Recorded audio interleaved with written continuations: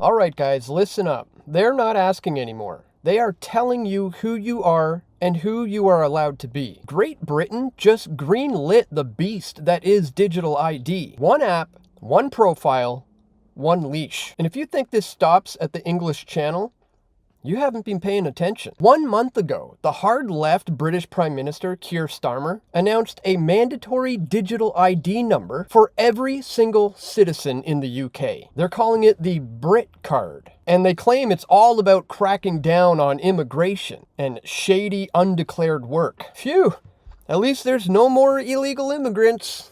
The UK's one login system isn't a convenience, it's a collar. And the leash is tied to your bank, your health records, your travel, your speech, and your social media footprint, all on a single government key in a central government database. Miss a vaccine mandate?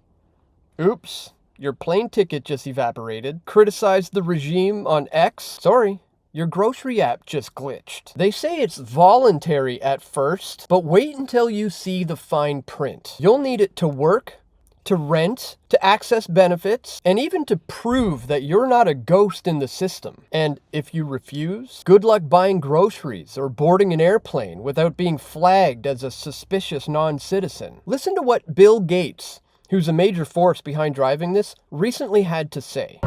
The U.S. is a tough one because, we have the notion of the First Amendment. And so what are the exceptions, like yelling fire in a theater, and because you're anonymous online, it can be worse. I do think over time, with things like deep fakes, most of the time you're online, you're going to want to be in an environment where the people are truly identified. That is, they're connected to a real world identity that you trust instead of just people saying whatever they want. And so the idea of provenance, who sent me this email, was that really them? We're going to have systems and behaviors that we're more aware of, okay, who says that? Who created this? Or in other words, we need a full-blown Orwellian surveillance control grid for your protection. Now listen to what the European Central Bank President Christine Lagarde recently said, claiming she has good news about the coming digital euro, which is the EU's incoming central bank digital currency. Hello, I have good news for you on the digital euro front. Today, the Governing Council has decided to move ahead on the next and final phase of the preparatory work for the digital euro. The other good news is that on October 23rd, the European Council has asked us and all those involved to accelerate the process so that we can roll out the digital euro as early as possible. This is important because as much as banknotes will continue to circulate, we want cash to be in the form of digital euro as well, so that you can circulate banknotes and click cash with the digital euro. More work is going to be done in the next few months, and if we receive the approval by the European Parliament in the course of 26, we'll be able to pilot the digital euro as of 27. And if the pilot is conclusive and positive, it will be a formal rollout in the whole of Europe in 2029. This is a big project because the euro is our currency, your currency. It brings us together. It's a symbol of trust in our common destiny. So off we go with the digital euro in that next and final phase of the preparation. A global CBDC is the endgame, but first they need everyone tied into a global digital ID. So even though this kicked off in the UK, the reality is this isn't British exceptionalism. It's a template. The EU is already salivating with their EIDAS 2.0, aka the Electronic Identification, Authentication and Trust Services. Canada is piloting its Known Traveller Digital ID. Australia's got MyGov ID. And even in the US, they're sneaking in MDL, mobile driver's licenses, through the state DMVs. And all of these are connectable. Link it all up, and all of a sudden there's a 360-degree dossier on your thoughts, your moves, and your loyalties. One glitch, one suspicious red flag, and you're locked out of society. They'll sell it as safety to stop fraud and fight terrorism, but the fine print, your social credit score just went live. Step out of line, and you'll lose access to your own money. And that's not hyperbole.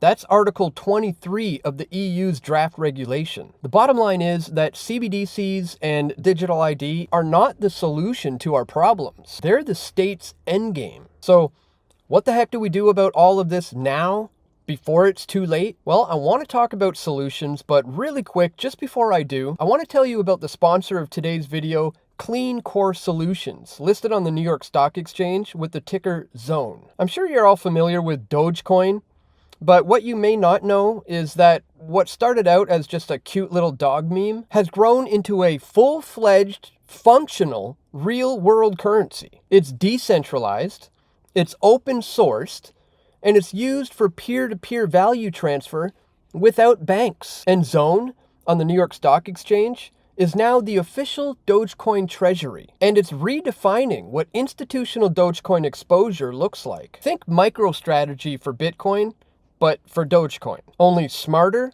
faster, and built for yield and utility. They've already raised $175 million, led by Pantera, Mosaics, Falcon X, and GSR. They've accumulated over 710 million Doge, and they're targeting 1 billion tokens within 30 days. They've generated $20 million in unrealized gains in just the first month alone. This isn't passive holding, guys. ZONE actively grows and monetizes Dogecoin through its exclusive partner, House of Doge, the corporate arm of the Dogecoin Foundation. Together, they're building payments infrastructure for sports and universities and retail, yield-bearing products, and tokenized assets, the US Doge ETF, and real-world remittances, tipping, and micropayments. House of Doge is pushing forward with projects to enable practical everyday uses, so the real-world demand for Doge is set to surge, transforming it into a go-to payment method and a reliable store of value. CleanCore's official Doge Treasury is built to ride this wave, steadily building holdings in sync with Dogecoin's growing footprint in worldwide commerce. And just look at the numbers and the ranking in the cryptocurrency space. Dogecoin is the number 8 cryptocurrency by market cap with over $28 billion in value, almost $1 billion in daily volume, and over 151 billion tokens. And now, Wall Street can finally buy Foundation-approved Dogecoin exposure through a regulated NYSE stock. These guys are absolutely killing it right now. ZONE isn't just holding Dogecoin, it's making it work. So owning Dogecoin is owning the currency, but owning ZONE is owning the enterprise that manages it, multiplies it, and monetizes it. This is institutional Dogecoin. This is meme meets Wall Street, and ZONE is leading the charge. So if you want to learn more, click the links in the description to check out CleanCore Solutions, listed on the New York Stock Exchange with the ticker ZONE, and House of Doge, listed on the NASDAQ with the ticker TBH, or by visiting houseofdoge.com. All right, guys, so now I want to give you 3 key solutions that we can do right now to disrupt the state's implementation of a global digital surveillance control grid. Solution number 1, mass non-compliance. Do not register for this. Do not download their apps. Get rid of your smartphone if you have to, and get yourself a dumb phone that's not connected to the internet. And do not link your accounts. If millions of people refuse, the whole system collapses. Solution number 2, build parallel systems. Cash is king, folks. You need to use it like your life depends on it. Landlords, rent to people, not IDs. Employers, hire skills, not scans. Churches, community halls, and mutual aid groups, create no ID zones where human trust replaces digital chains. And solution number 3, global coordination. We have to link arms with resistors worldwide. The No 2ID campaign in the UK, Digital Courage in Germany, EFF in the US, and the various No Digital ID grassroots movements in Canada. Amplify them. Because the bottom line is, as I've already said, a global digital ID is not the solution. It's the state's endgame. but we outnumber them. Refuse, replace, resist. Because this has nothing to do with safety and everything to do with enslavement, unless we act now and push back. Thank you so much for watching, guys. If you value this wake-up call, hit that donation button below. I'm crowdfunded by truth seekers like you to keep exposing this agenda. Make sure you click that thumbs up button, share this video, subscribe to the channel, and stay tuned, guys. I'm gonna have more video reports coming soon, God willing. This is Dan Dicks reporting for Press for Truth. We all want truth.